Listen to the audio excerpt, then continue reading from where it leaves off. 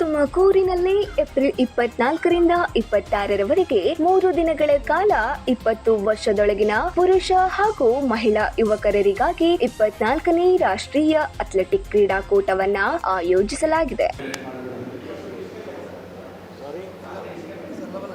11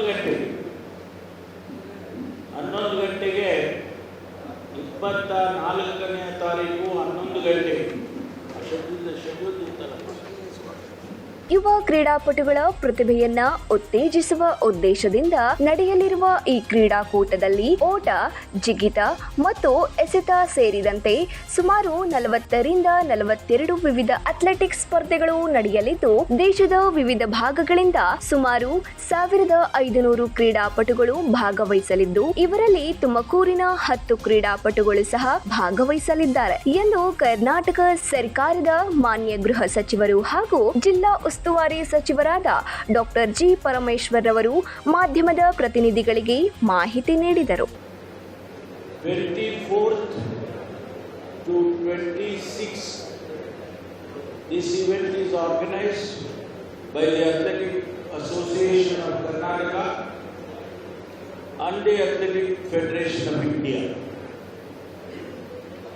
1,500 athletes are participating from 28 states in about 40 different events. These are boys and girls under 20 age group, and this event is also a selection of Indian team which is going to participate in the World Championship in the United States of America on August 5th to 9th in a state called Oregon. And this event is not only encouraging the younger generation, but also it will build our athletes for the Olympics, future Olympics.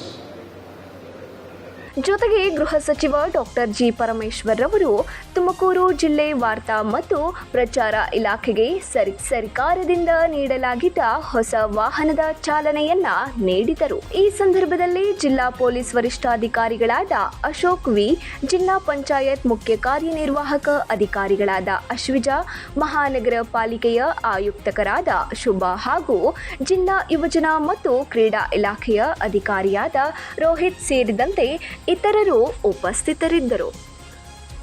Babu Khan 9 live news Tumakuru.